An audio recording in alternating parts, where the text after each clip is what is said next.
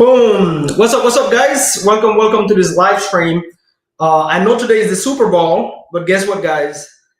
Super Bowl is not going to pay your bills. Today, we're going to talk about some real estate for the next hour and half, especially creative finance. So I'll break down for you guys what we're talking about today. Give me 1 second. Let me make sure that I'm also public on Facebook. What's up, TikTok? Today, we're doing a live, but in English, all right? In English today, because I got my DMs are flooded of people saying, hey, Mamadou, you're no longer doing lives in English. We're only hearing lives in French. So today, we're gonna do lives in English. Let me make sure I'm live on Facebook as well. Boom, I think I'm live. All right, guys, and then I am going to go live on my, let me see. Going to go live on my English TikTok as well. Let's see. Oh my gosh, what is this? Let's see. February, what the hell? There's a second.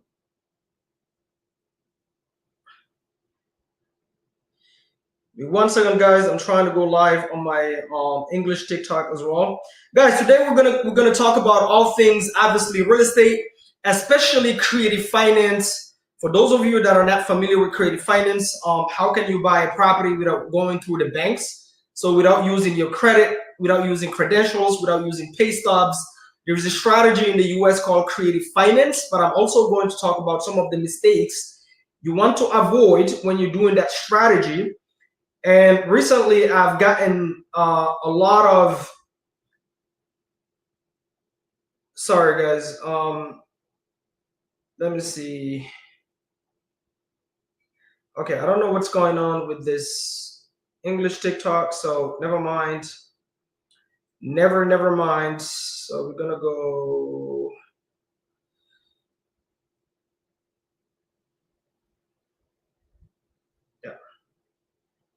It's all right, guys. So TikTok, sorry for those that only speak French. Today I'm going to do the live in English. And the strategy I'm going to talk about today, guys, I know that today is the Super Bowl. I am going to watch it later as well. But the reality is that football game is not going to pay your bills. The strategy we're going to talk about here in real estate in the US is going to. All right. What are we going to talk about today, guys? We're going to talk about creative finance. For those of you that don't know what creative finance is when you buy a property without using your credit, right? Without having to go through the bank. So if you don't go through the banks, obviously you don't need what we call credit. You don't need a job because you don't have to show your pay stubs. So you don't need a job. And something else, you definitely don't need a license or any credentials, right? It's essentially when you find homeowners and you transform those homeowners, you upgrade them from being the seller to the bank. But there is also one mistake. So recently, for those of you that don't know me, I do real estate full time. So this is what I eat, breathe. This is what pays for my bills. This is what feed my family. This is what I used to pay for my travel. So I do real estate for a living, and I've been doing this for, I don't know, over 5 years now, right? So I went from, I started with a strategy called real estate wholesaling here in the US. That was my doorway in. So wholesaling real estate, for those of you that don't know, is if you can find distressed homeowners here in the US, if you can negotiate them at discounted prices, put them under contract, well, guess what? You can sell that contract for cash, right? So you find a distressed homeowner, right, that have a home, they're looking to sell it. You put them under contract, and then you can take that contract and sell it for cash. So you don't need any of your own money. That's how I started. Then I transitioned into fix and flips. I started fix and flipping in Maryland. And then after that, now my team and I here in Georgia, we do what is called real estate development, which is building from the ground up. So we build properties for sale, and then we also build to keep. But the strategy I want to talk about today is called, guys, creative finance, okay? This is what it's called, creative finance, okay? This is the same strategy that I've used to build my portfolio here in the US, right? Within less than 3 years, my real estate portfolio, my buy and hold portfolio. My Airbnbs are all through creative finance, right? Hold on. I don't know if you guys on TikTok. Let me try to switch the screen. Give me 1 second, guys. How do we do this? Boom. Boom, boom, boom, boom, boom. Let's see.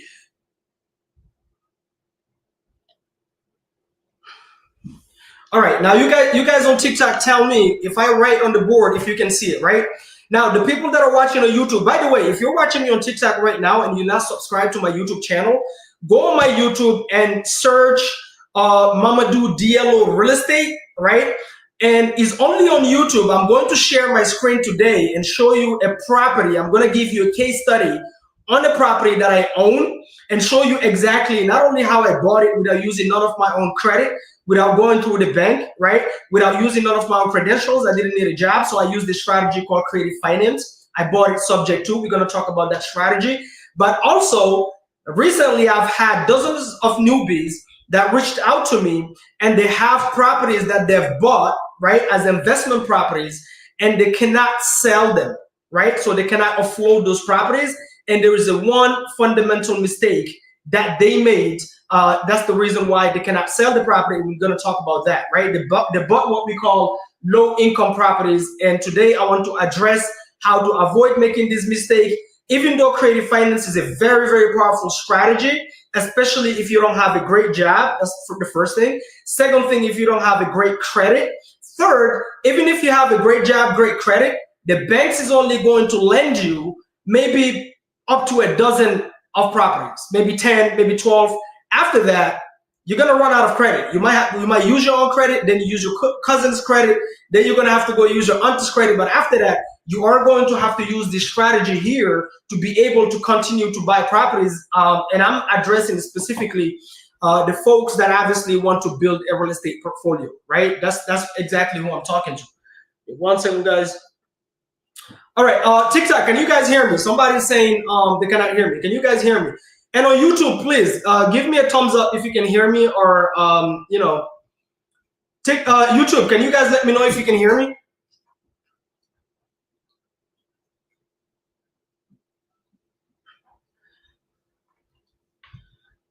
Okay, cool. All right, guys. So, man. All right, everybody watching on TikTok, I am going to share my screen on YouTube and show the property that I'm going to do the case study on. So you may want to come on YouTube. Is Mamadou Diallo Real Estate. That's my English channel, all right? Not my French channel. Today I'm doing a live on English. Actually, let me make sure that I am actually live. Last time I made a live in French, but I was connected. I was streaming on my English channel for whatever reason. So let me make sure today we're streaming on the right channel, right? Boom, boom, boom, boom, boom. Okay, I think today we're streaming on the right channel. Or aren't we? Aren't we? Are we or aren't we?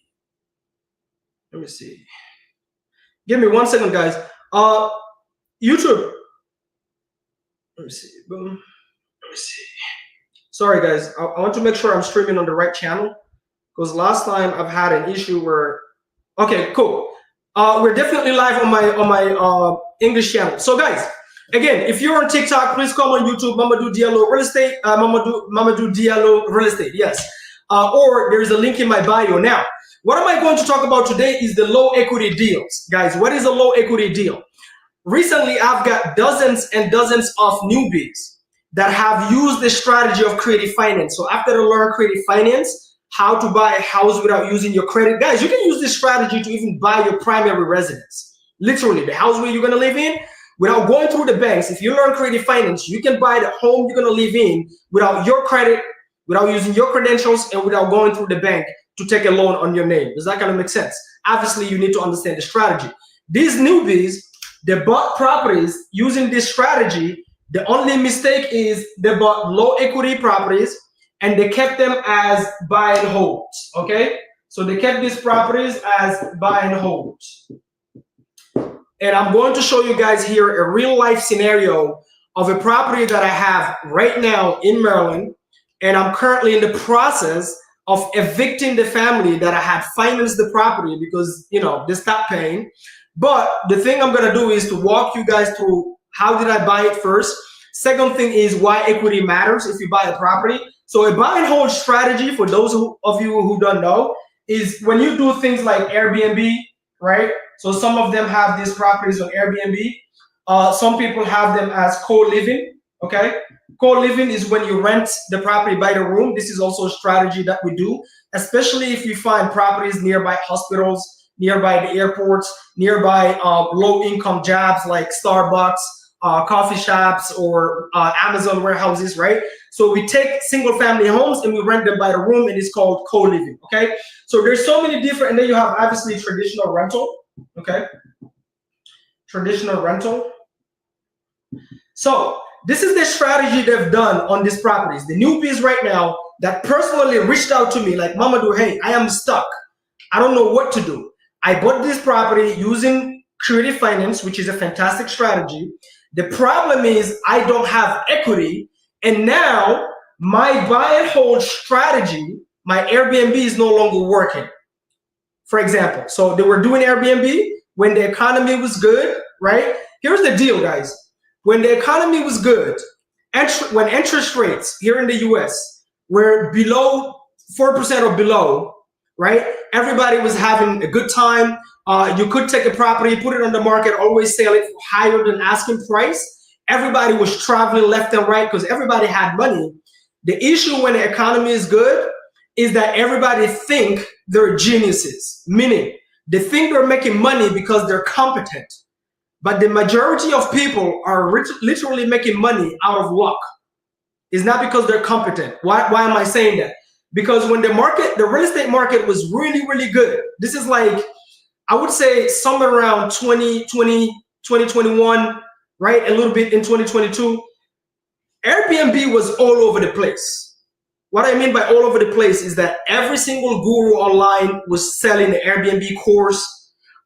People, like just the average person, could find an average home. What do I mean by an average home? Is a property that is in a location, right? Guys, Airbnb is very seasonal. What do I mean by seasonal? Meaning, obviously, is a place where people rent by the night, but Airbnb is also very location driven and very travel kind of, demographic driven. So you have to be in areas in order to perform. And I own Airbnbs, guys. I'm not giving you theory here. I own Airbnbs. I had to sell some of them because even me in the beginning, I made that mistake. So when the market was good, you could find a property in any area in the US, any area. It doesn't matter if it's a touristic area. It doesn't matter if people come there throughout the year. It doesn't really matter. You can just put carpet, paint, put it on Airbnb, and you're able to get bookings. Why? Because of the economy. Because of the economy. Everybody was having a good time. The government was printing the stimulus checks. So people were traveling left and right. Interest rates with the banks, Wells Fargo, Chase, Bank of America, which is where the majority of people go and borrow money to buy homes. The interest rates were at 4% or below. So homeowners, people that are trying to buy homes to live in, they were buying properties left and right. So me as a real estate investor, back then, when I put a property on the market, that property is always selling for more than asking. So if I find a beat up home and I renovate it and I put it, let's say, on the market for $350,000, we always end up selling it for $375,000. It wasn't because my company, my real estate company, was genius in any way, shape, or form. It was because the market was great. It was because everybody was having a good time. It was because people were spending money. Now, when the market changes, which it does, when the economy is harder, when people stop traveling, when people lose millions and millions of jobs, when the interest rates where people go to borrow money through the banks go from 4% to 7%, guys, now only the professionals, only the competent people make money. What do I mean by the professionals and the competent? So in this case, for example, if you're a professional, even in a good market, you've made sure that every Airbnb strategy you've done, you bought the home in a perfect A location. You've bought it in a location where you know people travel here from January to October, or maybe even from January to December. Why does that matter? Because Airbnb is a hospitality business. And in order for you to get bookings, obviously people have to be able to have money to travel. So if you just found a house in a random neighborhood somewhere, and you put carpet and paint, and then you put a couple of designs on the wall because somebody told you on YouTube that it's a great strategy to do Airbnb, and you do Airbnb in that location, and most of your Airbnb tenants, short-term tenants that you're attracting are low income folks. What do I mean by low income, guys? Is people that make less than $100,000 a year at their 9 to 5. Right? Those people are typically more affected by the economy when the economy is bad. So what ends up happening is, if the market changes and interest rates are at 7%, people lose jobs. Guess what? Who's the first people that stop traveling? Is the folks that earn less than $100,000 a year. Is the low income folks. Is the people that lose their jobs. And also is the locations where is not a tourist attraction from January to December that you can still make money on. But unless you're a professional, meaning like really Airbnb is your thing, like that's your specialty. You design your properties fantastically. You choose the locations fantastically. You underwrite these properties with your worst case scenario first, then your best case scenario, and we're gonna go over all of that. When the market changes, now your Airbnb stop making money because you're no longer getting bookings. That's what's happening with a lot of newbies right now that got excited about the strategy. They learned creative finance. Then they heard, hey, even if the property don't have equity, just buy it. As long as you can cash flow, you'll be fine. Guys, don't make the mistake. Even me, I've made that mistake on 2 or 3 properties. Luckily, because I always underwrite my properties with 3 different strategies, I was able to sell some of these properties at a break-even point to where I didn't lose money. But let's go back to why does it matter, guys, when you buy in a property, even if you're using creative finance and you're not going through the banks, why does equity matter? And what equity is in the first place. Most people don't even know what equity is. If you're new into real estate, here's what equity is. Here in the US, I would say the majority of people, even the investors themselves, people go through the banks to borrow money to buy a property. Okay? Equity is if you bought a home and then one day you decide to sell it. So you bought a property. So let's call you, I don't know, John. John bought a property and then 3, 4, 7, it doesn't matter, kept it for 7 years. Now John is looking to sell it. John is going to have to pay at least 8% in commissions. If you're selling a property in the US, guys, typically you, the person that is selling the home, whether you're an investor, whether you're a homeowner, you pay about 8% to sell a home. Where does that 8% go? This is majority of 50 states. You always have 2 real estate agents involved in a real estate transaction. If you're selling it on the market, on what we call the MLS, okay? Or what we call the MLS. So the MLS stands for multi-listing services. So typically you go and hire a real estate agent to take this property and then list it on the market for you. So you pay your seller. If you're the one who's selling the property, your agent is called obviously the seller's agent.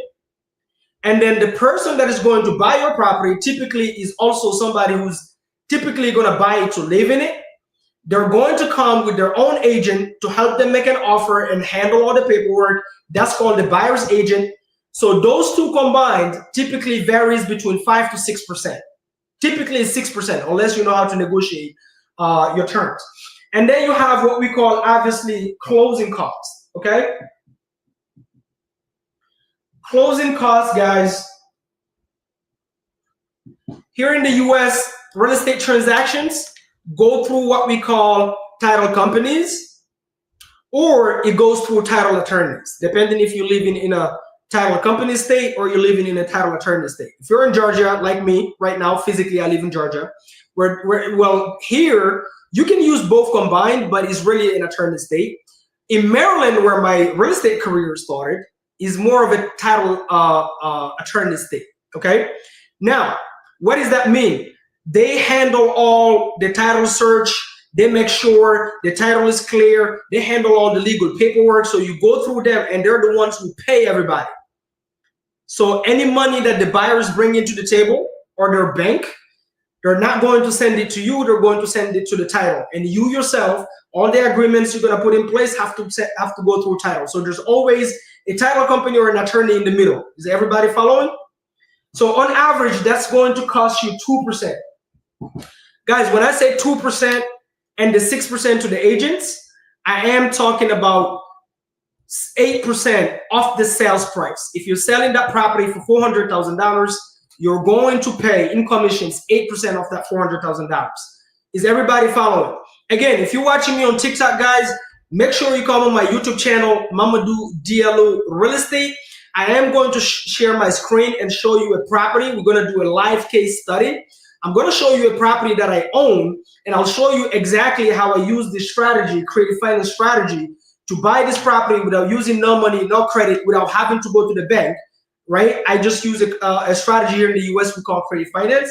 And then the mistakes that some of the newbies that reached out to me last week said they need help, the mistakes they made, which is buying the properties without equity. Now, guys, I was breaking down what equity is. Equity is literally the difference. The difference between the day you sell your home or your property, if you're an investor, the day you sell it is the difference of what you owe to the bank. So if you go to closing with the title company or the title attorney, the first people that get paid is whoever you owe money to. That could be the bank. That could be your aunt if you borrowed money from your aunt to renovate this property. Whatever, whoever you owe money to is gonna get paid first. And then after that, the commissions, so the real estate agents get paid. And then after that, whatever is left comes to you in your pockets. That's equity. So for example, let's say you own a home and you can sell it for $350,000 that you can sell it for on the market. You can list this property with a real estate agent and sell it for $350,000. This is the market value of your property. We call this in real estate, we call this guys ARV, okay? We call this guys ARV, after repair value. And you owe to Wells Fargo, the W stands for Wells Fargo, you owe Wells Fargo, let's say $300,000. And I'm choosing this example for easy math, but I'm also choosing this example because it's relevant for today's topic, which is avoid properties with low equity, especially as an investor who is looking to do buy and hold strategy. You're going to bite your fingers 99.9% of the time, guys. I'm telling you literally stuff. Some of these newbies, they don't want to talk about it online. I've made this mistake for me. I don't care. It's part of the game, right? You make a mistake, you learn from it, you fall, you get up and you move on. Like, it's not like I'm going to quit the business. But here's the deal, guys. If your property, you can only sell it for $350,000 and you owe Wells Fargo at the closing table $300,000, this is before the commissions. I'll break it down in real math for you guys. So if you sell it for $350,000, $350,000, as we said, you're gonna pay 8% in fees, in commissions. $28,000, guys, is going towards commissions. Is going towards commissions and closing costs. $28,000. Now imagine, $300,000 here goes to Wells Fargo, and then after that, $28,000 goes to fees. You know what else, guys? If you've owned the property for even 5 years, let's just say 5 years for the sake of argument. Most people live inside those homes with pets or family, kids, or their partner, whatever. There is wear and tear. So the day you sell the property, unless you spend some money to clean it and renovate it, Well, guess what? The property actually needs work. So in order for you to actually sell it for the highest value, which is the ARV, you're going to have to renovate the property. 99.9% of people that sell properties in the US typically don't have that money. So they sell the property typically as is. As is not doing any renovation. But let's just say, for the sake of the example here, the property is immaculate. A family can move in tomorrow if they buy it. They don't have to renovate it. They can move in and live in the property. So this property is $350, $28,000. So $350, $300 goes to Wells Fargo because you owe Wells Fargo money. You cannot sell the property without paying off Wells Fargo unless you're selling it using that same strategy, creative finance.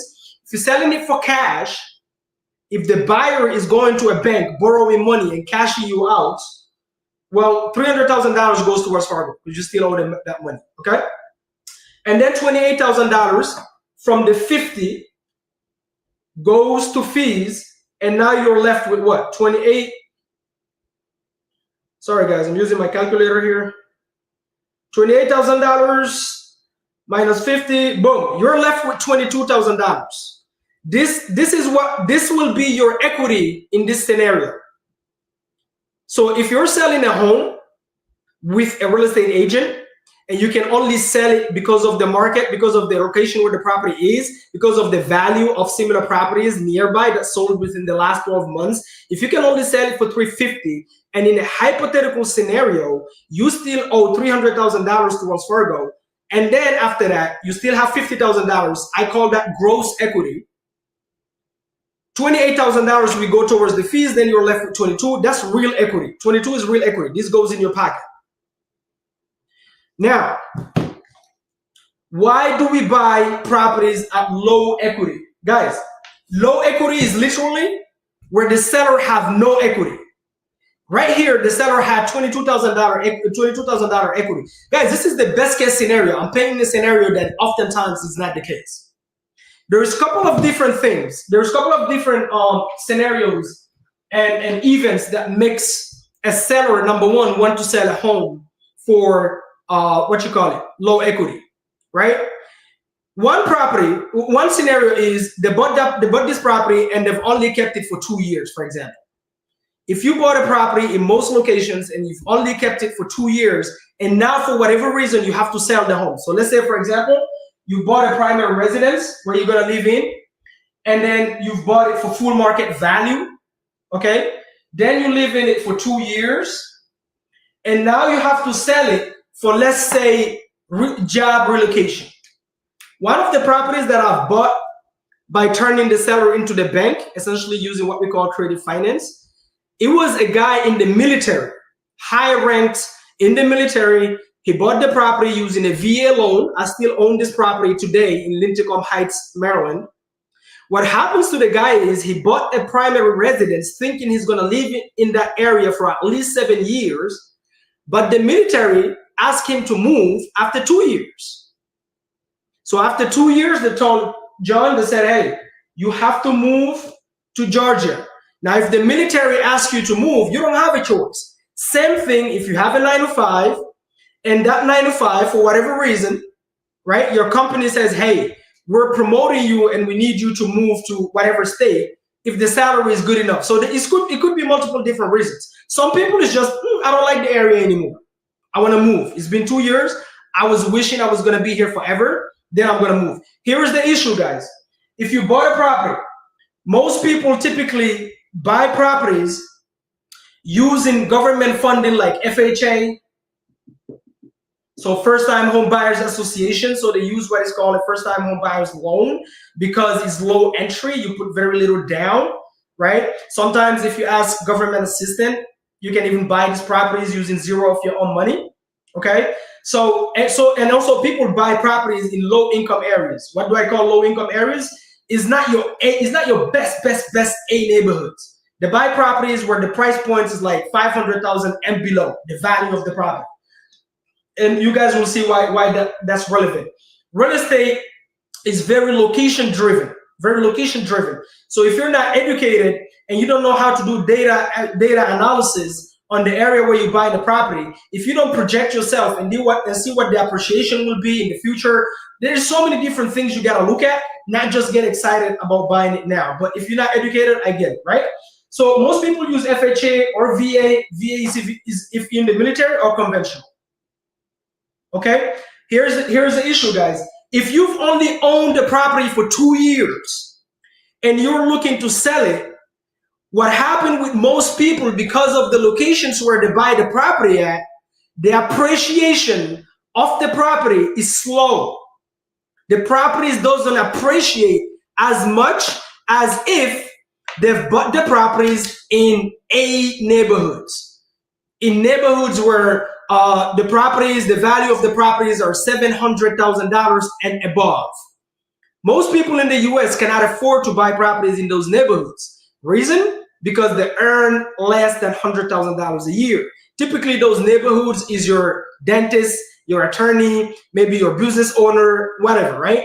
Why does that matter? Because if you buy properties in neighborhoods where the value of the home that you bought on average is $700,000 or above, the appreciation typically is faster in those neighborhoods. Typically. I said typically. I know I'm generalizing, okay?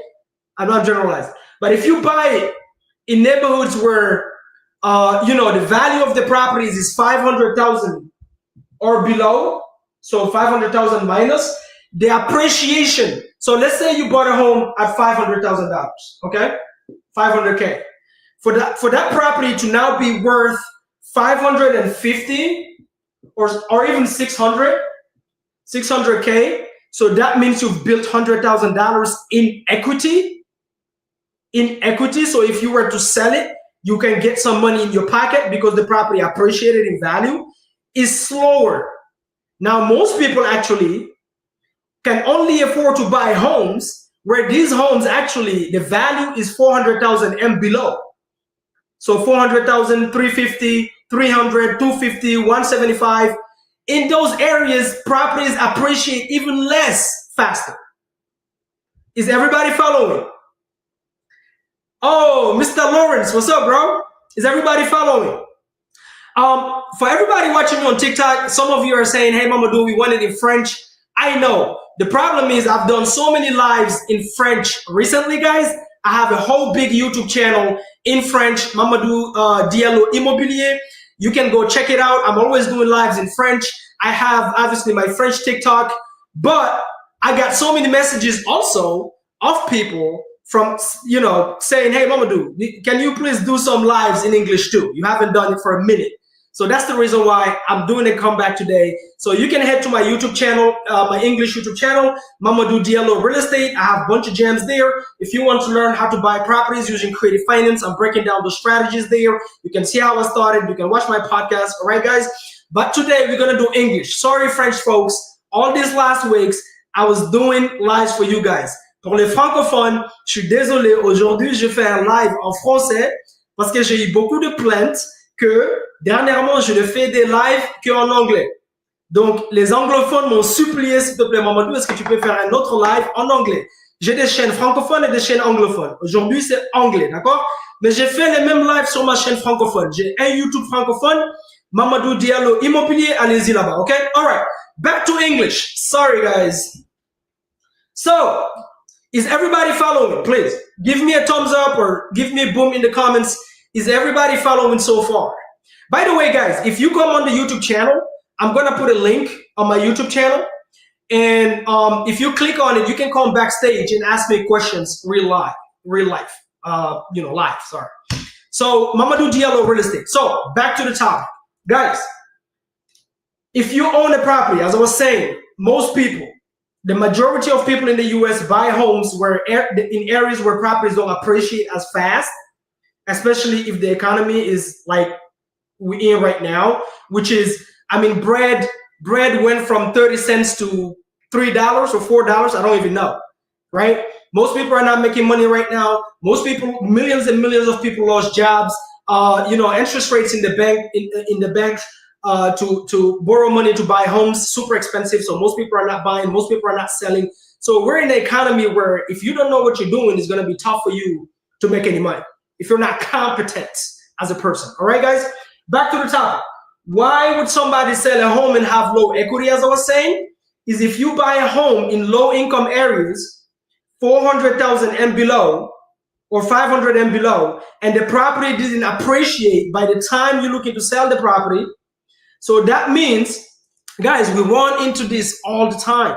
My portfolio, especially my midterm rentals and my Airbnbs and my co-living, all of them, I bought them using no credit, not going to the banks to borrow money, right? I turned the seller into the bank and I bought them using a strategy here in the United States called subject to, sorry. Okay? It's called subject to. Subject to, guys, is literally when you find a homeowner who has a home they're looking to sell, but they still owe a mortgage on the property. They couldn't sell it for the price they were wanting to sell it on the market. And you convince that homeowner that, hey, Mr. Seller, you have a home, you have an existing mortgage, M is for mortgage. You've already went to the bank, you've showed your credentials, you've showed your credit, you bought the home, now you're looking to sell it, but nobody's offering you the price you're asking. Not only that, you know how many sellers we run into, guys, because they don't have equity? They actually have to bring money. They have to write a check at the closing table to sell their home. Instead of getting money in their pockets, they have to write a check to sell the home. They have to write a $5,000 check or a $10,000 check. Doesn't really matter. What happens typically is they haven't owned the property enough time for the property to appreciate in value and then build equity so that when they're selling the property, they're going to walk away with some cash and not having to bring cash to the table and sell the property. Does that make sense, guys? Now, this obviously, for a real estate investor, somebody who learns creative finance like I did when I first started, this is great homeowners to call and solve the problem for them. So one of the homes that I bought with that military guy, I called him. One of the things he had was he had to rush to sell it. He had 2 weeks. So the Army gave him 2 weeks to sell the home and move to Georgia. 2 weeks. If you guys ever try to sell a property with a real estate agent, I guarantee you 2 weeks is too slow. Number one, because 99.9% of real estate agents are incompetent. They're not competent. That's the first thing. The second thing is, right, it takes more than 2 weeks in order to even go through title and do the title search. And there's so many things that goes into just closing the property. Then you have another thing where most homeowners that are going to come and borrow money to buy your property, guess what? They have to go through and to the bank and borrow money. So there's a whole process. There's whole contingencies. There is inspections. There's so many different things. There is appraisals. Appraisals is that person that the bank send over to the property to make sure that the bank is actually worth what the borrower is trying to borrow for to buy the property. There's so many things. So on average in the US, guys, it takes 30 to 35 days to close on the property.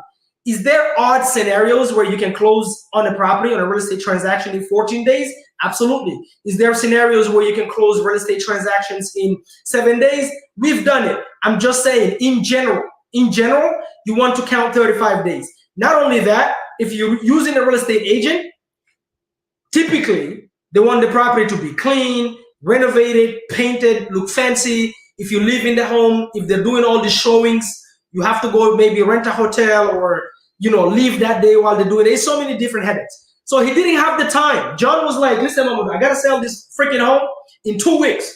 The military asked me to get the heck out of town and go to Georgia. Not only that, guy, this was a brand new home. He's only owned it for 2 years. Literally, this seller in Lincoln Heights had only owned this property for 2 years. That's it. So he didn't have equity anyway. So I was like, John, you know what? Instead of you having to write a check of $10,000 to sell your home because your property didn't appreciate as much, at the time his property was worth somewhere around like $275, and he owed the bank $268,000. So his property's value, he could not sell it for more than $275, guys, $275,000. And his mortgage to the lender was at $268,000. So John not only have to speed up, so he only have 2 weeks to close, but also John have a house where he doesn't have equity. So every agent is telling him, hey, you may have to bring money to the table to close on the home you're trying to sell. And he wasn't trying to do that.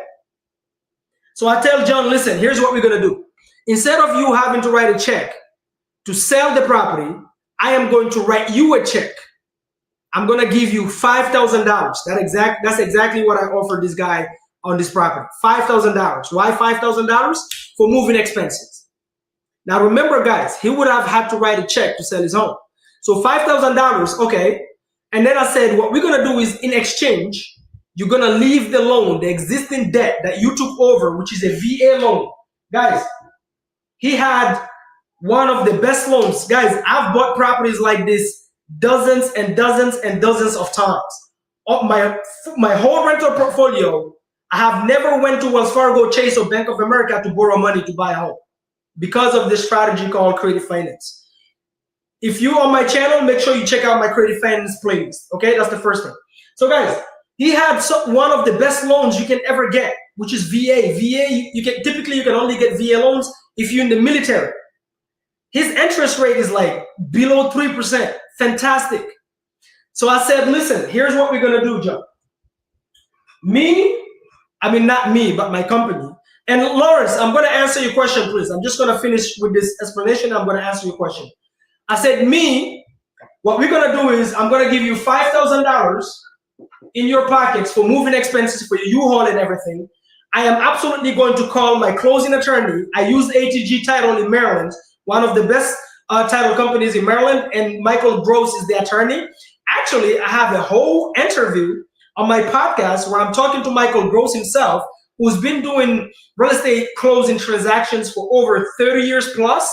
He knows creative finance like in the back of his hands. He knows when he started here in the US. He knows how he started in England. So make sure you check out that podcast episode on my YouTube channel. Go check it out. His name is Michael Gross. And if you close a real estate transaction in the DMV, Maryland, DC, and Virginia, make sure you use ATG Title and call Michael Gross and tell him Mamadou sent me. All right, guys? He became my friend now. Anyway, I said, I'm going to give you $5,000, guys, and I'm going to call Michael, my attorney, and tell him to expedite closing. Expediting is meaning is doing it faster. Okay? So we're going to try to close it in 2 weeks. I cannot promise. Obviously, this is a whole different video to explain this, guys, but if you're closing a real estate transaction, typically the timeline is not really, you don't really have full control on it. The attorneys and the title company decide when you close after they're done doing their job, which is the title search and everything, okay? That's a whole different video for another day, which I've already done on my channel as well. Make sure you check it out. And I said, now in exchange, Mr. John, literally, guys, this is John is his name, the seller. I have the whole video on my YouTube channel with John giving me a testimonial saying how fantastic I was in terms of helping him solve the problem to sell his home, brand new property, and he doesn't have to write a check. Instead, I buy, right? So I said, John, you already have a VA loan in place at minus 2% interest, no, 3% interest. I am not interested in walking into Wells Fargo myself or whatever, the VA. I'm not interested in walking into the VA and borrow a loan just to cash out your loan. What we're gonna do is, in exchange, you're gonna leave that loan in place on your name. So the debt, the loan, guys, the VA loan stays on the seller's name. It stays on the seller's name. When you buy a property subject to in the US, guys, here's what's happening. You have a home. You have the loan already in place. Let's just call it here VA. And then you have the title, guys. Most people don't know in the US, but the title of your home and the paperwork of the loan that you owe on the mortgage is two separate documents. They're not the same. So you can sell a property, leave the mortgage in place on your name, and transfer title. So what we did is, he left this loan on John's name, J for John, and then the title here, this is the title of the property. This transferred to my LLC, to my company, so I own the property, but the loan stays on whose name, guys?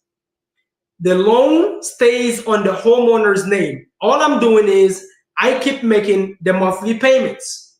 So the only responsibility I take over is the monthly payments, what we call PITI. So principal, interest, taxes, and insurance, the monthly payments. I'm gonna keep making those payments on John's behalf, but I'm not going to go to the bank and show my pay stubs and show my credit and put a down payment. I'm not gonna do all of that. He's already took the loan on his name 2 years ago. He's gonna leave it on his name, and we're gonna transfer title. So I own the property, only the loan stays on his name, and I am just making the monthly payments. Everybody followed? So what is our contract says? Guys, this transaction, as I said, is called subject to. You guys can Google it. You can chat GPT. You can read a book about it. This is a transaction here in the US that is done all across 50 countries, especially with real estate investors. But you know what's funny? There's even big companies like Walmart, big companies that buy other businesses using the same strategy, subject to or owner finance, to buy businesses. So you can apply this not just in real estate.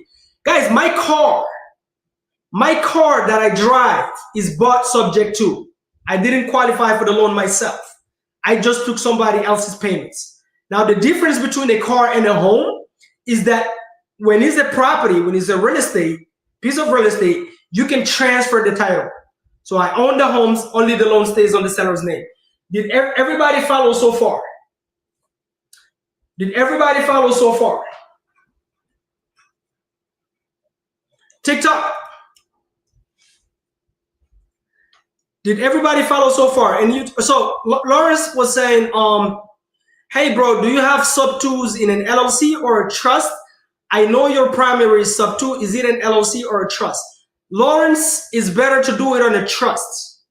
It's better to do it on a trust. That's the short answer. Now make sure you have a fantastic attorney that can help you set that up, but it's better to do it on a trust, brother. Okay. Okay, guys. So everybody follow, right? Once I put this property under contract, so we agree, me and John, we agree. I'm gonna buy the property from him. I'm gonna give him $5,000. He's gonna leave that loan in place in exchange on his name. I am just gonna keep making the monthly payments, and we're gonna transfer title. I own the property. Everybody agree? I own the property. Now, what I do with the property after we draft up the agreement, guys, this is literally how I buy my private residence where I live. This is literally how I buy my rental portfolio. It's done. And even my fix and flips, most of my fix and flips, I buy them this way. I don't go to the banks. Okay? Now, once you draft up this contract, guys, you put the seller under contract, you can do whatever you want with the property depending on the situation. If you are a full-time real estate investor like me, what are we typically looking to do? I want to monetize the property. I want to monetize the property. I want to make money from this property. So either one, I'm going to do what is called a traditional rental. So I'm going to rent it to a family that is going to live in. I'm going to charge them market rent. Or I'm going to do things like Airbnb. Or I'm going to do things like co-living. Or I'm going to do things like midterm rentals. All depends on the area where you bought the property, the location, obviously, the numbers, all of that. That can vary. The exit, we call that exit strategy. The exit strategy that you choose. So exit strategy. So the exit strategy, guys, is how you make money. How do you monetize it? If you decide, especially if it's a single family, if you decide you're going to move into this property, guys, most of these homes are so turnkey, you can just move in if you wanted to. So you can buy your primary residence this way. You can find a homeowner that want to sell it. They don't have a lot of equity in an area that you like. I do it all the time, all the time. And once you put them under contract, if you have the whatever, however, obviously you're gonna have to learn creative finance and how to negotiate that. Yes, guys, it's also like, you know, or you buy it from a wholesaler, but that's a different story for another day. But the exit strategy, guys, Lapo, today is English because I got a bunch of DMs from English folks begging me to do some lives in English. and because I have an English audience to serve as well. So I've been doing a bunch of lives recently in French. Today we're doing it in English because there is some people that speak English. Actually, I started my content in English. I've been doing content in English way longer than I've been doing in French. Sorry, YouTube folks, I'm answering my TikTok. So that's the reason why. So you speak English anyway, bro. So enjoy, right? And for those that only speak a little bit and you're looking to learn English, well, you know, for the African community that is following me, okay? Today is your chance. Anyway, back to the topic. The exit strategy as an investor is how I want to make money, okay? Typically, guys, when we buy low equity deals where there is not a lot of equity, that means one strategy is out of the question, is what we call fix and flip.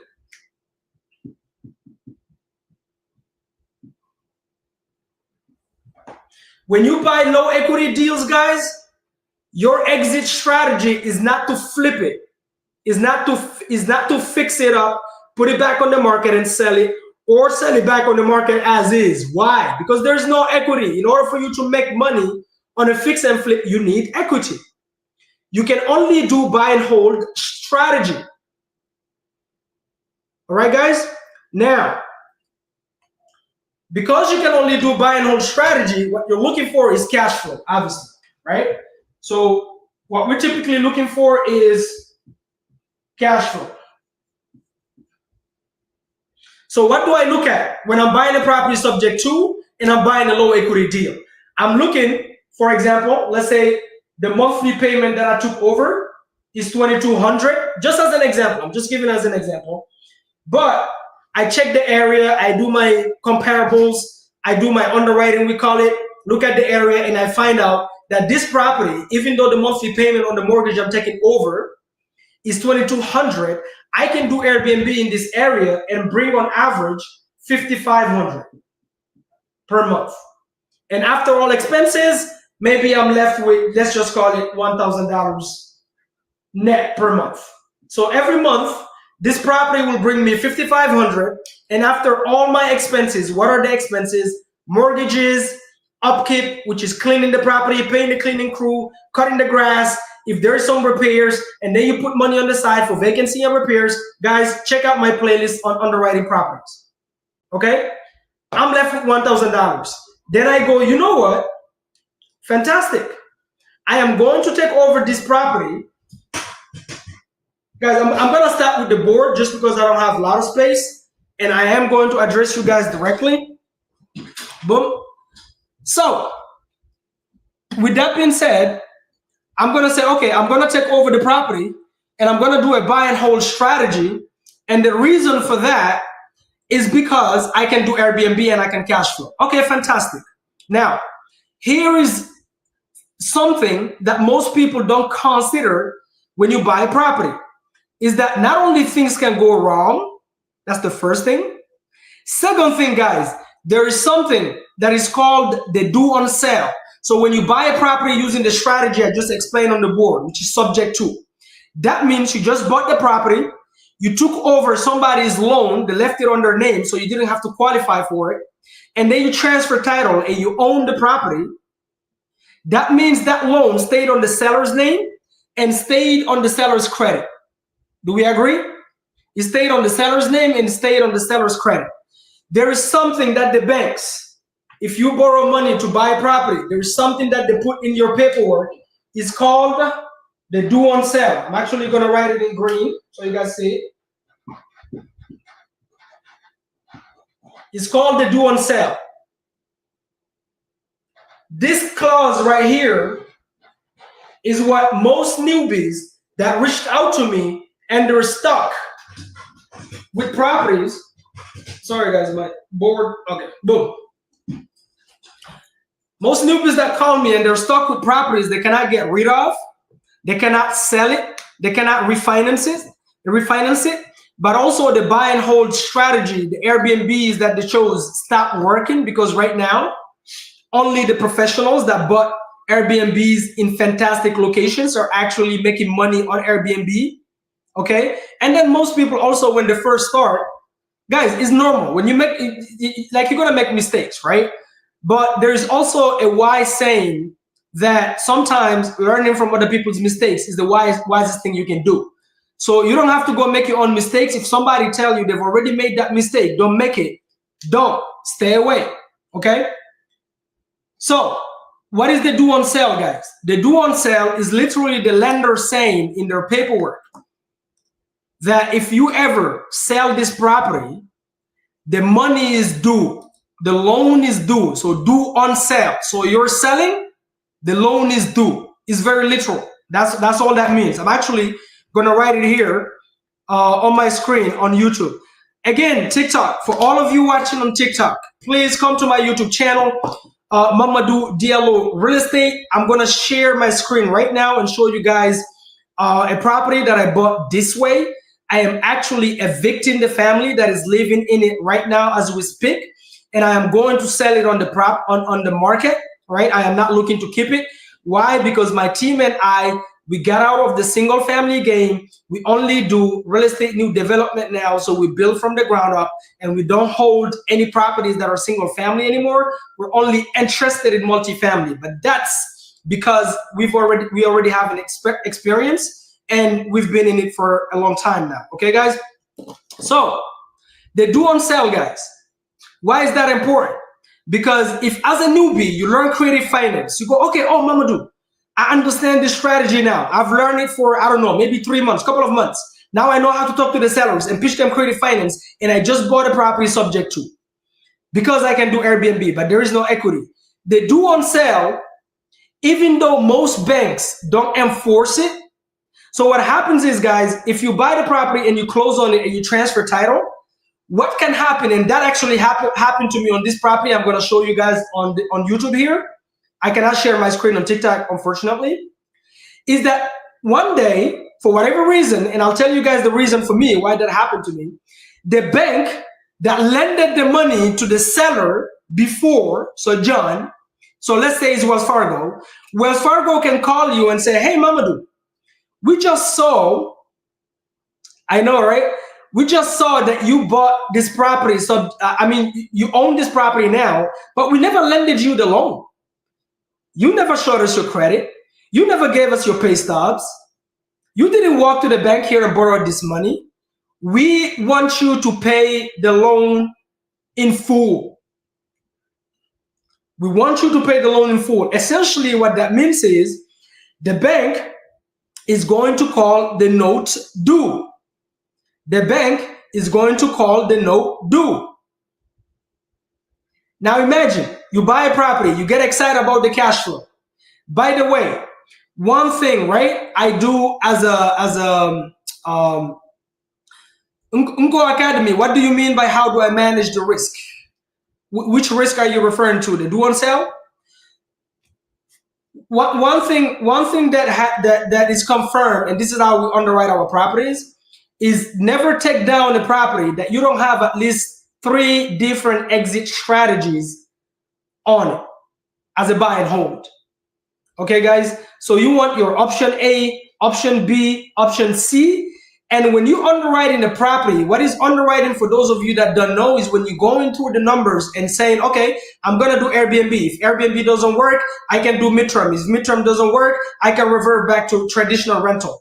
That's 3 different exit strategies. You have your best case scenario, which is the Airbnb because it brings more cash flow. And then you have your worst case scenario, which is traditional rentals. Traditional rentals absolutely sucks, especially with single family low income, because you make so little money for so many headaches. It's just not worth it. Period. I've done it. I know it. Most people that own regular rentals that I meet, they always look miserable. Okay? But that's beside the point. So you start with your worst case scenario and your best case scenario, not always look at just the best case scenario. So if you just look at the property and go, oh, I can do Airbnb and that's it. What about if Airbnb stopped working? What about if Airbnb stopped working? Oh, thank you, Mko. Thank you, bro. I mean, listen, bro. One thing I can tell you for sure, I am a very, very high risk tolerant individual. And by the way, if you're going to get into entrepreneurship, especially real estate, if you don't tolerate risk, if every single time you have a tenant that stops paying your rent, you go into panic mode and you lose your pants, don't even get into it. It's not for you. Keep your 9 to 5. pay your bills, and be happy. It's not for you, okay? This book right here is called The Art of the Deal by Trump. The Art of the Deal. One of the best books I've ever read. Literally, he's talking about real estate development, but especially how like deals, the art of making deals, real estate deals, guys. Fantastic book, man. If you don't have it, get it. But one of the things he talks about here is that exact point. Never take down a deal where you don't have at least 3 different exit strategies. He's absolutely right. And even Trump, in this book, he buy a lot of properties using creative finance. That's the funny part. He buy a lot of properties using creative finance. But anyway, guys, why does that matter? Because if the lender ever call you and say, hey, Mamadou, you didn't borrow this loan, you bought it subject to, even though you've been making the monthly payments on time, even though you're not late, guys, banks, they're not in the real estate business, they're in the lending business. Most banks don't care. So the due on sale is really a boogeyman, but in case it happens, if you don't have equity, now you're stuck with the property. That's the problem. All these dozens of newbies that reached out to me and they're stuck with properties that they cannot sell, they cannot refinance, and the property is no longer performing as a buy and hold, is because one, what they've done is they've only underwrote the property with one strategy, only Airbnb, and now Airbnb is not working in that location, so they're negative cash flow. Number 2 is they bought the property with low equity. That means if you walk into the bank right now and you try to do a refinance, guess what? The bank is not going to lend you money because they're going to be like, hey, you don't have equity on this property. If you don't have equity, the banks are not going to lend you money to refi. So if Wells Fargo call you and say, Mamadou, we've noticed you bought the property on 123 Main Street, you bought it from John, okay? And this loan, we didn't give you this loan, we want you to pay it off. There's only a couple of different ways you can get out of that situation. And that literally happened to me on this property, guys. Now I'm going to share my screen. Guys, come on YouTube, Mamadou Diallo Real Estate. I'm going to show you a property, a real life property that I'm working on right now. Is a property that I've owned for 2 years, right? I've owned this property for probably a little over 2 years. I am evicting the family that I've given the property to, and I'm going to sell it. But I did it the right way. I walk into this property with some equity. The newbies that reached out to me and they're stuck with properties they cannot sell, they don't have equity. Guys, another thing I'm going to tell you guys, another fact I'm going to tell you about real estate, especially if you're on the newer side. If you haven't done real estate for at least 7 to 10 years, you are sort of still on the newer side. And also, most people that start, what you don't have when you first start is a lot of cash. Contrary to the guru that you're listening to that is telling you take down low income properties just because you can do Airbnb on it, you can cash flow. What he didn't tell you is that he's been in business since he's 15, all of them. Not only that, he has multiple different streams of income. The mentorship is paying him. His ebooks is paying him, his books is paying him, his events is paying him, his brand is paying him, his affiliate links is paying him. He has a bunch of companies. Why does that matter? Because if somebody is generating a lot of cash outside of just his real estate business, well, he doesn't care if he buy a property and he's breaking even on cash flow because he's more interested on the tax write-offs. So for him, it might be a good strategy. It might be a good idea to take down a home with no equity whatsoever, because tomorrow, if he's in trouble, tomorrow, if the bank is forcing him to sell it, tomorrow, if the tenant stop paying for 2 years, okay, if the bank stop paying for if the tenant stop paying for 2 years, he can cover those monthly payments, or he can just let the property go and call it a day. He doesn't care because he's just looking for the tax write-offs. But most of us that start real estate as newbies, you start with very low cash flow. The majority of people don't have 7 different streams of income. Why does that matter? Because things happen in real estate. You need cash in order to keep up with a property. The tenant can stop paying, an AC unit can go off, toilet leaks happens, right? What else? Evictions. Like I'm evicting this family right now. That's costing me attorney fees. There's so many things. And then on top of that, if you're looking to sell it and you don't have equity, you have to write a check to sell it. So if you haven't built up your cash reserves yet strongly in your bank account and you start holding properties too early, if something happens, it's actually going to hurt you more financially than it will do good to you. Does that make sense, guys? Guys, I'm telling you guys, a bunch of mistakes I've made myself. You don't have to make it. Don't get too excited about these strategies that gurus talk about online. Make sure you do it. Don't go for the get rich quick scheme type of strategies or what you call it, nonsense teachings. Like you gotta sometimes listen to people and go, okay, Jim Rohn have one of the best quotes I've ever heard. He said, be a student, don't be a follower. Be a student, don't be a follower. Why that matters? Because most people, when they start, either pay for a coach or they follow somebody that they like online that is teaching something, they now start worshiping whatever that guy says. And they just do, like, they just look at it as black or white. And they just do whatever that person says without looking at the person and saying, okay, this person is saying this strategy, but is this strategy good for me right now based on my financial situation, based on my family situation, based on my location, based on my market, based on my personal goals, based on my personal strategy, based on my future, whatever. Like you, not what the person is talking about. So guys, if you bought a property subject to, and then you closed on it, and the only strategy you've thought of is Airbnb, and Airbnb stopped working, and then the bank calls you and say, man, you have to cash out this loan because we didn't lend it to you, we lend it to somebody else. Guys, it rarely happens. It actually never happens if you do this strategy the right way. The banks are not in the real estate business, they are in the lending business. I'm just giving this extreme example because most newbies that are stuck with these properties, they've chose the wrong strategy. That's number one. Number two, they didn't have an ABC strategy. They didn't underwrite the properties with 3 different strategies, and they don't have equity.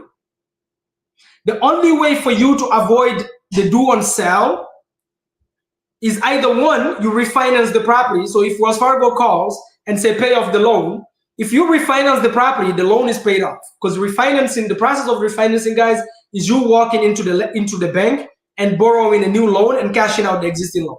So that solves the problem. The number 2 way is to sell the property, obviously, if somebody's willing to buy it, right? Number 2. Number 3 will be probably to bring like a private lender. The problem with a private lender, guys, if you guys don't know what a private lender is typically a personal relationship that you have with, it could be your aunt, a friend of yours, an attorney that you know, whatever. They have money maybe in their 401k, they have money in their bank account doing nothing, and they give you money to invest in your property, in your real estate, and you give them a return. Does that make sense? But if you're looking to cash out a big loan, the average person don't have $300,000 laying in their bank account doing nothing. If somebody has $300,000 in their bank account, guarantee they're financially savvy, they know what they're doing, and they already invest.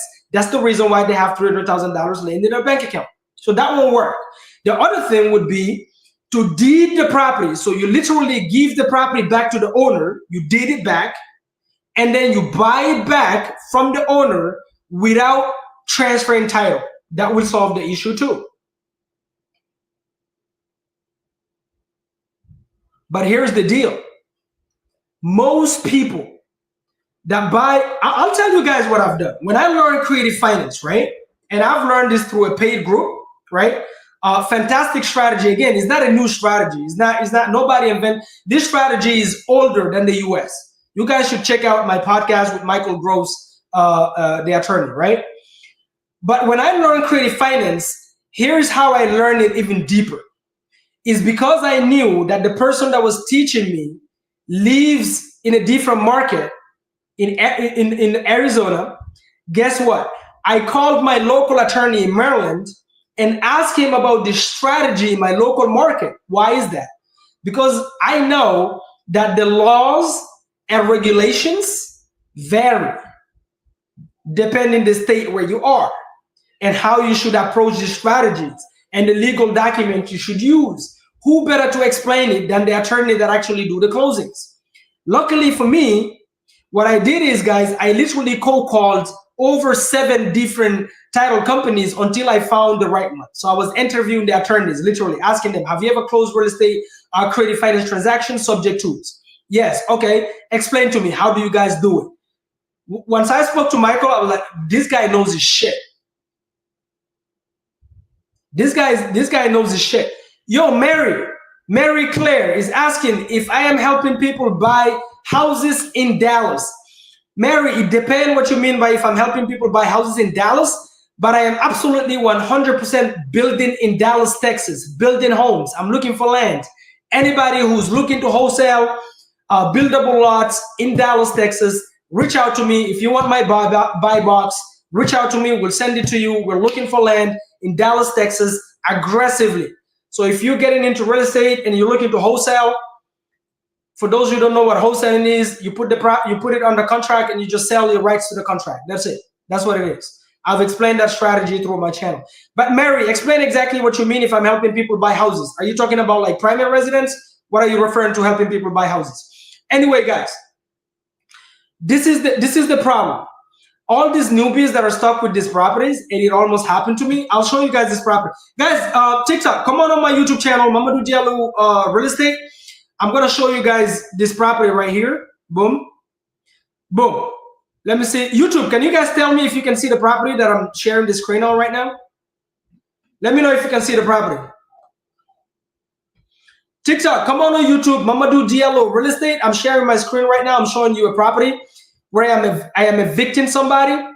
And luckily for me, this property has equity. If it didn't have equity, I was not going to be able to sell it on the market after I evict the family. YouTube, can you see my screen?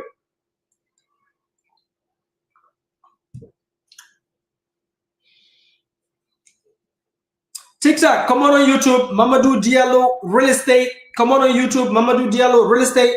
I'm sharing my screen. I'm showing you the property. YouTube, can you guys see my screen? Please, somebody let me know in the comments. Mary, can you see my screen? Can you see the property I'm sharing right now? Can you guys see this property? Come on, YouTube, somebody give me a yes or no. Can you see my screen? I want to make sure everybody can see my screen. What's up, Nate? I know people are surprised today. Mbuo, thank you, bro. Why am I doing this live in English? Guys, just so you know, I've been creating content in English longer than in French. I honestly wasn't expecting my French content to go as viral as it did. I didn't know people were hungry for this information, but I've been doing content in English and teaching people real estate newbies in English way longer than I've been doing it in French, just so you guys know. So I've had a lot of DMs of English speaking people that are saying, hey, you haven't done the live in English for a while. We keep seeing the lives in French. Okay. Labal, I am alive in on my YouTube channel, Mamadou Diallo Real Estate, not the French, my English YouTube channel. Okay. Anyway, so you guys can see, guys, this property right here, I am evicting the family as we speak. Literally, I'm evicting the family as we speak. Now, the due on sale on this property almost got caught. I bought this property subject to, and I took over is a VA loan that I took over on this property. The loan is with Wells Fargo. What happens when I bought this property, at the time when I bought it from the homeowner was in pre-foreclosure. So he hadn't paid his mortgage for a while, and the lenders were looking to foreclose on him. I got caught up on the mortgage, paid the closing costs, put some cash in the realtor's pockets, and closed on it. Now, when I bought it, he wasn't married. He was an elderly German. And when I bought the property, he passed away few months after, but he also got married right before he passed away. So his now wife, what she did is when he passed away, she called and tried to get $5,000 out of me. She said, otherwise, she is going to the lender and let them know that I bought this property subject to. That's the reason why Wells Fargo almost called the due on sale on this property saying, hey, Mamadou, pay off the loan. When she called me, here's what I did, guys. I said, listen, if you want, I can call Wells Fargo with you right now, or I can give you the number. Why? Guys, because I didn't care. And the reason I didn't care is because I know that number one, the banks, they're in the lending business, not in the real estate business. Second thing is, this was a non-performing loan for Wells Fargo. This seller was behind on his debt. He hadn't paid for a couple of months or even years. I got caught up on it. The loan is getting paid on time, so I really didn't care. And I wasn't about to give you $5,000 if you try to blackmail me. If she had asked it nicely, maybe I would have. But she tried to blackmail me, so I said no. So she actually did it. She went into Wells Fargo. She told Wells Fargo, hey, listen, there is this guy. He bought my late husband's home. He bought it subject to. He didn't qualify for the loan. He transferred title, blah, blah, blah, blah, blah. And she closed all his accounts. Guys, Wells Fargo literally called me. They called me. I had a call. They said, hey, we've heard X, Y, and Z. You bought this property? I said, yes, I bought the property. At the time, the seller on the loan was behind on the mortgage. I got caught up on it. We've been making the monthly payments. What do you need from me? So it could have went multiple different ways. They could have said, hey, we need you to pay off the loan, which they have the right to. But they didn't do that. Wells Fargo literally told me, okay, can you just send us the closing documents, the proof, the documents with proof that you actually bought this property, you went through title, you got a HUD, the receipt that you receive when you buy a piece of real estate. Can you just send it to us? I emailed them everything, guys. They've never called me back after that. Left me alone. So as you guys can see, is a boogeyman that doesn't happen all the time. But the reality is a risk. It can happen. If you buy a property subject to, the due on sale can happen. Wells Fargo could have said, Mamadou, we want you to pay off this loan. Otherwise, we're going to foreclose on the property. They could have. And if I didn't have any equity on this property, or if I didn't have any cash reserves to get caught up on the loan, because what happened on this property, guys, is the seller that I financed the property to. So when I took over this property, I didn't keep it as a traditional rental. What I ended up doing is I financed it. So there is multiple different, there is a whole demographic of people, or there's a lot of self-employed folks or some families with bad credit here in the US. They're looking to buy homes, but they cannot go through Wells Fargo, Chase, Bank of America to borrow money to buy their primary residence because they don't have good credit. One of the ways, especially in the Hispanic community, one of the ways they buy properties is going through an investor like me, and we finance them the property and we become their bank. We don't care about the credit. What we mostly care about is your income. And so if you don't have good credit, or you have bad credit, or just because you don't have a 9-to-5, you only have what we call, you're self-employed, like a business owner, like the Hispanics. Most of them work in construction and all the, or work in restaurants, right? So they're self-employed. If you guys don't know, if you're looking to buy a primary residence here in the US, the easiest way to do so, if you're gonna go through the bank, is to have a 9-to-5 and credit.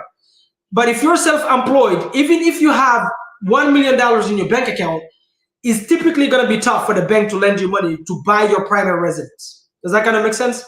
So we as investors, sometimes we get homes where we finance it to those families and we become their bank. So here, essentially what I've done is I found a homeowner, I bought the property subject to, so I bought it, the seller left the loan in place on his name, I transferred title, I own the property, then I turn around and myself, I didn't want to keep it as a buy and hold. I didn't want to keep this property. This property is very close by the airport in Maryland, like the BWI airport. I didn't want to keep it as a buy and hold, like traditional. What I mean by buy and hold is traditional.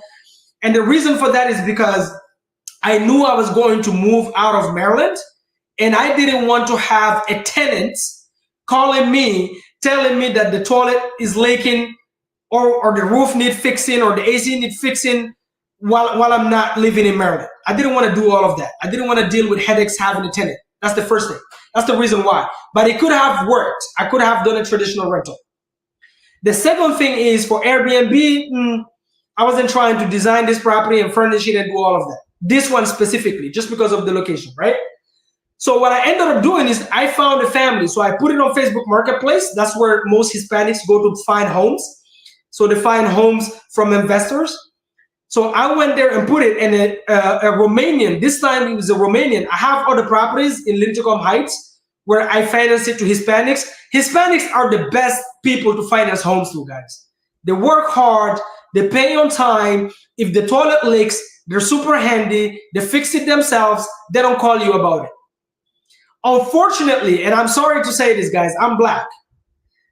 And if you lend it, if you finance it to black folks or you finance it to white folks, guarantee 99.9% of the time you will end up with a non-paying, a non-paying occupant. Here, the mistake I made is I financed it to a Romanian family. Actually, it's not a mistake because he gave me like 30 grand. So this is called, guys, a wraparound mortgage strategy. So I bought it with an existing loan, and then I created my own terms in the back end, and I financed it to the family, and at least my company became the bank for this Romanian family. When I put it on Facebook Marketplace, he called me and he gave me a very sweet story. That's another golden rule in real estate for those that are new. Typically, if you're going to do rental or you're going to finance the home to a family, the sweeter the story of the tenant, the sadder the story of the tenant, the most likely that tenant will end up stop paying and try to scam you. Especially if they're always saying, I go to church all the time in the name of Jesus, or like they start talking to you too much about God, or they start telling you, like this guy, he came in, he's wearing the cross, and then he said, bro, I just want to buy this property for my mom. My mom is old, blah, blah, blah, blah, blah. He gave me such a nice, sweet story. And then you start feeling bad for them because you want to help people and you finance them the house. I shouldn't have done it. Little did I know this guy is a gambling addict. When I say gambling, I mean literal gambling addict. So he's always at the casino. When he bought this property from me, obviously we vetted. If I'm gonna finance your house, we do vetting. So I vetted the guy. He had a car flipping business at the time when we met. He didn't even have a bank account. That's how cash driven his business is, guys. I had to meet this guy at my bank. I will never forget, in front of Chase Bank. He came in with $30,000 cash, handed it over to me. I went into my bank, I made the deposit, and my bank wired the funds to the title attorney that is doing the closing. He didn't even have a bank account. I know a lot of Fulanis like that. So Fulanis and the Hispanics, they're similar. They keep a lot of cash. They don't even have bank accounts. So if they're looking to buy a home, typically you're gonna have to find somebody. And then anyway, that's a different conversation for another day. There's communities like that, guys. They don't trust banks. They're just traditional, just as a tradition. I don't trust banks. I'd rather see my cash under my mattress. So this guy came to me. We met in front of my bank. He found me on Facebook Marketplace. I listed the property. He said he want to buy it. I say I'm going to finance him. I say I'm going to finance him with a 10% down. That was somewhere around like $29,900. So he gave me the cash in front of my bank, wired the funds, closed on the transaction. Now, here's what ended up happening, guys. His business was doing well. I checked it. He showed me everything he's bringing in. I remember at the time, I even went to his car lot to check out what, his car business, because I was living in Maryland at the time. Little did I know his gambling addiction became even worse after he bought the property. So when he bought this property, now he was living closer to the casino. And one red flag should have told me this, because the first time I met this guy, guys, the first time I met him to go have him walk the property, his shoes was Louis Vuitton. The shoes, like you couldn't even see the color of the shoes. It was written Louis Vuitton all over. His bag he was wearing was Louis Vuitton. His belt was Louis Vuitton. His freaking hat was Louis Vuitton. Louis Vuitton, Louis Vuitton, Louis Vuitton, Louis Vuitton from head to toe. I should have known this is an indication that this guy is financially irresponsible. Even though he's making money, you can make money all you want. If you're financially irresponsible, it doesn't matter. That's a red flag that I ignored, which is my fault. No problem. I ignored it. But guys, now guess what? It's been 8 months that this guy haven't paid me anything. He completely stopped paying. He completely disappeared. He stopped answering my calls. He doesn't even live in the property anymore. Only his wife is living in this property, and she barely speaks any English. How do I know? Because I sent somebody to knock on the door and try to talk to him. Because guys, I'm not in the foreclosing business, and I'm not in the eviction business. I just want this guy to pay the monthly. I'm in the helping people business. But you know what's funny, guys? The legal agreement I had with this guy when I closed on the property, I only gave him 2 months. Normally, if he doesn't pay me for 2 months, I have every legal right to get this guy out of the property. So I gave him way longer. I think it's been more than 8 months, to be honest with you guys. I haven't even counted the months that he hadn't paid. So when I went there, when I sent somebody to knock on the door, is his wife that told, I don't know how she managed, because the guy told me she barely speaks any English. Yeah, I have a lien. Olenga, I actually have a lien on the property. So the answer is yes. Guys, anybody watching on TikTok, please make sure you check out my YouTube channel. I'm live on the YouTube right now. I'm sharing my screen and I'm showing the property, Mamadou Diallo Real Estate. Even if you don't check it out now, make sure you subscribe to the channel. I have a bunch of content over there explaining how you can do this strategy, explaining where you find the leads, explaining how you structure the deals, explaining the legal paperwork. Make sure you check out my YouTube channel in English if it's English that you speak, Mamadou Diallo Real Estate. If you speak French, you can check out, I have a big French YouTube channel as well, Mamadou Diallo Immobilier. All right, I'm explaining the same strategies in French, talking about real estate in the US. Yes, I do speak multiple different languages. Anyway, thank you, May. Thank you, Mariam. Anyway, guys, so she said, when I sent somebody to knock on the door, she said, oh, he lives in New York now, and his business went bankrupt because of gambling. All the profits he's making, this guy is always at the casino gambling. Anybody who's addicted to gambling, guys, I feel sorry for you. Because what you're trying to do is get rich overnight without having to work for it. That's what gamblers are, or people that play lotto. You're trying to be lucky. You don't want to work, and every single day you go at the casino. Or it's the same way if your mentality is, I want to get in real estate and I want to get rich tomorrow. I call you a gambler. You're a literal gambler in your mind. And those are the same people that always go broke. It doesn't matter how much money you make. This guy was making good money flipping cars. His business model was this. He will go to the auction, buy cars, or he will go on Facebook Marketplace, buy cars from individuals, buy it at a low price and flip it at high prices. He was making cash. So he told me, one of the stories he told me for me to give him this home is he said he is going to use this home as also an office. I was proud of that. I was like, bro, I want to help you. You're trying to buy a primary residence for your elderly parents, and then you have a car business. You're going to turn this property also into your home office? Oh, yeah, bro, why not? Little did I know this guy was going to lose everything through gambling. So that's the reason why he stopped paying.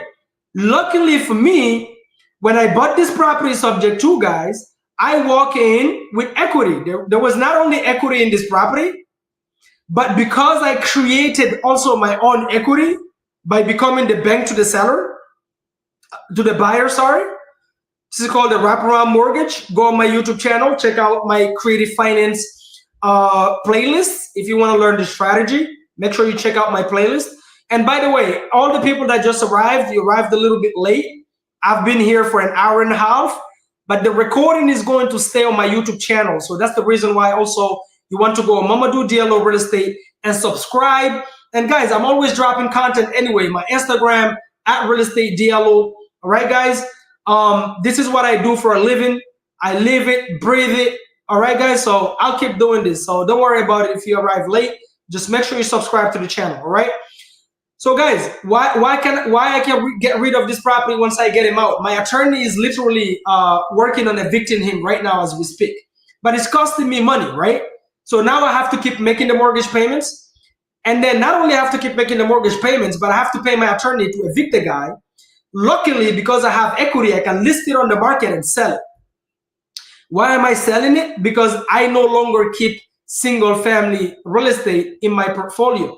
It's absolutely trash to keep single family low income in your portfolio unless your strategy is certain niche strategies. That's a different conversation for another day. I'm only interested in multifamily. Now, you know, what you call it, where my business is and the experience that I have and everything, I'm only interested in keeping multifamily. Okay, guys? Now, all the newbies that have reached out to me, guys, to help them, and they're stuck with properties where the bought is subject to, and now the bank is calling the note due, and they cannot get out of it, right? Again, you can find multifamily homes in all 50 states in the US. They're everywhere. Same like single families. They're simpler to buy than single families, to be honest with you. All right? So guys, the reason those people are stuck with these properties is because they made the fundamental mistake when they bought these low equity properties using creative finance, which is a great strategy. One, they didn't apply it. So for me right now, guys, by just principle, the new principle of my company is I am not interested in buying a property if I'm not walking in with both equity and cash flow. I want both combined. That's how you build wealth. I want equity and I want cash flow. Non-negotiable. I want equity and I want cash flow. That's the first thing. Okay? Second thing is I always underwrite my properties with 3 different exit strategies in mind. So I always start with my worst case scenario. What is my worst case scenario? If something bad really happens out of my control, the market come down crashing, the US is a shit show, there is a war, can I still rent this property to a regular family as a regular buy and hold? And then after that, that's my worst case scenario. So that's where I start. Why? Guys, even Trump talk about this in his book, The Art of the Deal. He says if you can cover your downside, what is your downside? Is in case you're here, you're making money, the property is performing, the cash flow is coming in, and then all of a sudden one day, like this property that I'm sharing right now, the person stopped paying. Now you go from the high, now you start crashing down. Or the market. Back in 2008, what happened? A crash. There was a crash. I don't know, but I think millions of people did file bankruptcy in 2008. Big companies and big banks went out of business in 2008. Shit can happen. So you start with your worst case scenario. If everything is going left, out of my control, is this deal still worth doing? That's the first thing. The second thing you do is you underwrite it for your medium. I call that the B, your B, exit strategy. What do I mean by that? Is okay, let's say hypothetically on Airbnb, I'm gonna make $10,000. As a traditional rental, I'm gonna make $200. Positive cash flow, I'm talking, positive cash flow. On the medium side is, okay, in this area, I can maybe potentially finance it to a family, right? Or I can rent by the room as well because it's nearby low income jobs, it's nearby Amazon warehousing, it's nearby an airport, it's nearby the bus stops, it's nearby the train station, whatever. Now you have 3 different strategies you can fall back on in case one strategy stops working, especially Airbnb, guys. I know everybody loves Airbnb, whatever. Right now, trust me, Airbnb hosts are having a bad freaking time. Sorry, guys. Sorry for cussing. Even though, as you guys know, for anybody who's been following me for a while, I do say what I want to say and I don't care, right? Anyway, guys, you see, so always 3 different strategies. That's the first thing. Start with your worst case scenario, then go to your medium case scenario, and then your best case scenario. If all 3 pencil out, if all 3 works, boom, fantastic. Now, if you buy a single family home, even if it's not a single family home, guys, you want to make sure, especially in the beginning of your real estate career, if you want to be a full-time real estate investor, or maybe even if you don't, unless you're going to live in the home, which I highly don't advise anybody to go out and buy a single family home to live in, where it's only you can live in, you and your family, pay mortgage every single month. It is not an investment. It is the biggest scam here in the US, buying one single family home where only you can live in. If you're really gonna buy a property to live in the first time, guys, buy a duplex. Buy a freaking duplex and buy your dream home later. Buy 2 stories, you live in one, you rent one, and then after 12 months, you move from the second floor, you rent that one too. Now you have two floors that are paying now your dream home if you just want to own one home. I'm just saying. The single family home, guys, this is how we buy a lot of distressed properties from distressed homeowners, because they're taught single families are an investment. And now, for whatever reason, guys, if you own a single family where only you and your family can live in, is not bringing you any money, all you're doing is paying the mortgage, paying property taxes. If the AC unit goes off, whatever, is you spending money, unless you keep that property for the next 10 years, especially that the average person can only buy homes in low-income areas where properties don't appreciate as fast. Trust me, it is not an investment, it's only expenses. It's the school system and the ads on TV and the banks that made you believe here in the US that a single family home is an investment. It is not an investment. It is expenses for most people, okay? Trust me, most people before they buy a single family, they had one job. And after buying one freaking single family, now they have 7 jobs. Now they gotta go work as a nurse at the hospital, then do Uber, then go to work at fucking braiding salons just to keep up with a freaking mortgage. So don't fool yourself. It's not an investment. Anyway, guys, I can go on and on. I'm gonna stop here. Today, obviously, is what you call it? The Super Bowl. The Super Bowl is not going to pay your rent. It's not going to pay your bills. It's not going to pay your trips, guys. This is what does. That's why I came here to talk about all things real estate. For those of you that just tune in, if you don't know me, my name is Mamadou Diallo. Mamadou Lamine Diallo, full-time real estate investor. I've started over 5 years ago, started with a strategy called real estate wholesaling, then a transition into fix and flips, did a bunch of buy and holds, built my whole portfolio using creative finance, where we buy homes using no credit, using no credentials, none of that. And now my team and I were in new development, so we build properties from the ground up. Okay. Geraldine Esther, in Texas, we don't have multifamily. I think what you mean is you guys don't have a lot of multifamily. Now, the way you can get multifamily in Texas, there is a bunch of multifamily in Texas, by the way. That is not true. I don't know where you live in Texas. I've flipped properties virtually in Texas. And right now we're looking for land to build in Texas. And guess what are the comps we're seeing? We're seeing a bunch of 4plexes as comps. We're seeing a bunch of 8plexes as comps. So there is multifamily. It's just, it takes a little bit more research to find the multifamily. But the funny part is way easier. It's way simpler and easier to get funding through the lenders to a multifamily than a single family, literally. So Geraldine, I don't know where you live in Texas, but there is a bunch of multifamilies in Texas. Texas is one of the biggest states in the US. You kidding me? It's one of the best real estate markets in the US, Texas. One of the best real estate markets in the US. And is one of the most populated states in the US. And is one of the most richest states in the US, right after California.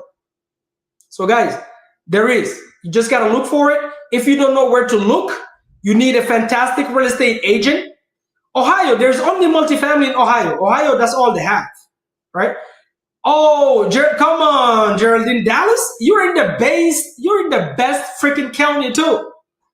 Dallas, you kidding me? There's a bunch of it in Dallas.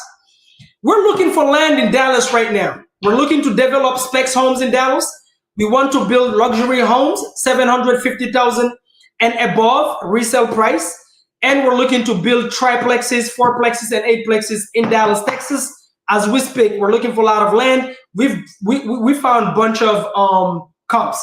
And also in not San Antonio, sorry. Yeah, it is San Antonio. No, Houston, sorry, Houston, Texas. Houston, Texas also, they have a bunch. But Esther, are you in real estate? And like, are you new in real estate? Or what are you looking for? Are you looking for your primary residence? What are you looking for? Mary Claire, can I call you? We can speak in French.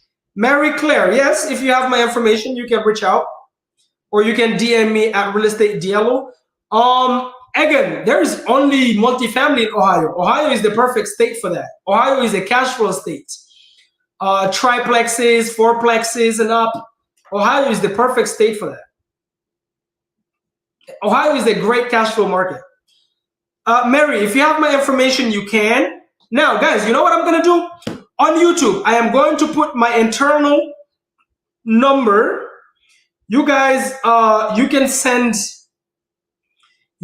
messages with your questions. And then if you want to connect with me personally, just send a message asking for my Calendly link. Or you can go on my Instagram at Real Estate Diallo, and I have my Calendly link on my bio, and you can just book a call. But again, guys, just subscribe to the channel. Already consume the free content that I have here. I have a bunch of free content. I'm explaining to you everything from traditional cash, real estate investing. How can you invest virtually? How can you invest locally? How can you use creative finance to where you don't need your credit? How can you wholesale properties? Now we're talking about new development, guys. Right now, as we speak, my team and I, we're developing properties in Georgia. We're part of a whole community built 19 homes with a 32 unit, plus some luxury specs builds in Atlanta, and then the low income builds are in Albany, Georgia. So guys, I'm creating the content.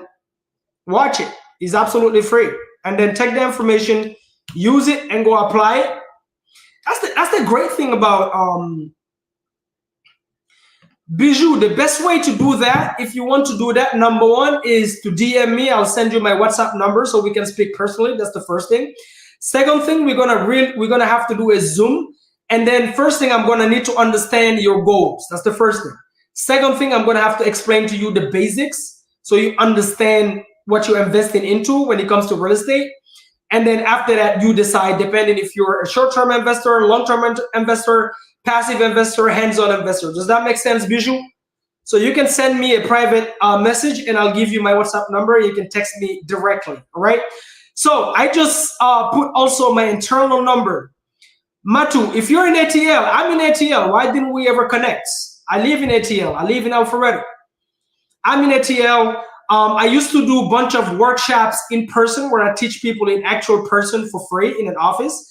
I am doing another real estate event in Atlanta in person. I've done one recently in December, right? So we do, obviously at the event hall, we do a real estate training workshop.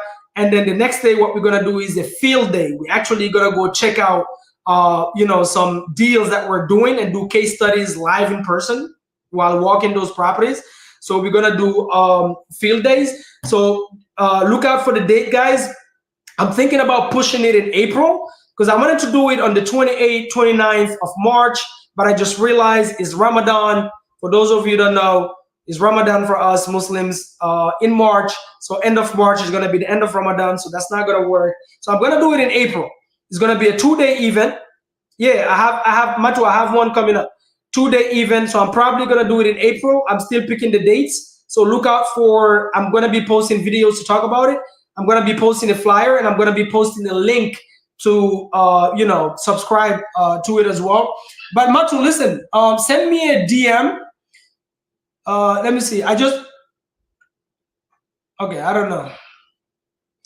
Matu, send me a private message. But if you're in ATL, this is my market. So make sure you tap in. So if we're doing field days, you can come on. Obviously, I'm doing lives all the time. So you guys get the value here. I just put also my internal number, my business number on the screen on YouTube. So you guys, oh shit, I made a mistake on the number. My bad, guys. That's a mistake. That was a mistake. It's 888. And then after this, I'm gonna bounce, guys. I know most of you are about to go watch the Super Bowl, even though the Super Bowl is not gonna pay your mortgage, nor your rent, nor your vacation. This is, so I hope you guys learn 1 or 2 things today. I hope you guys enjoy the live. I hope you guys learn. Anybody learn something new today? Other than the people that was fussing about me speaking English today and not French. That's funny. Guys, I'm trying to serve millions of people, right? I am trying to serve millions of people, not just dozens of people. So I am going to speak English, French, Fulani, what other language I'm going to add on it? I mean, we're in the US, so I'm not going to speak Netherlands. I learned Netherlands in Belgium. For those of you that don't know, I spent a lot of years in Europe. So I speak multiple different languages, and I'm looking to serve a wide audience. I'm looking to be Mr. International, not Mr. National. All right. I'm interested, and I would like to have your WhatsApp number. All right. Hadja Sayon, send me a private message, reminding me, and I will send that over to you privately. All right, guys. For those watching on YouTube, I just put my internal number. Don't call it, text it. Text with your questions, or text me just to ask me my Calendly, so you can book a call if you need a specific information, or you need help specifically on something, on a deal, maybe, whatever. Just send a text message, guys. And then if we can hop on the call, then we'll hop on the call, right? Inshallah. All right, guys. Thank you so much for watching. Thank you so much. I hope you guys enjoyed. I hope you guys learned one or two things today. For those of you that just discovered me, I hope you learned one or two things today. We're gonna keep dropping gems. For those that speak French, make sure you subscribe to my French channel, YouTube channel, Mamadou Diallo Immobilier. For those who speak English that are watching me on TikTok right now, make sure you subscribe to my English channel, Mamadou Diallo Real Estate. All right, guys. I appreciate you guys. I appreciate you guys. Stay bold, be bold, stay bold, be bold, and guys, 2025, go after your dreams, man. Start your journey. It's never been easy, simpler. Let me not say easy. There's nothing easy, but it's never been simpler. But it seems like the simpler it gets to make money, the lazier the people get. All right, guys. Anyway, I'll see you guys on the next live. And thank you for watching. Thank you, Geraldine. Thank you, Mary. Thank you, Lawrence. Thank you, Celine. Thank you, Juba. Thank you, Mwo. I hope I'm pronouncing your name right, bro. Or sister, I'm not really sure. And I'll see you guys next time. Boom, boom. Boom, guys.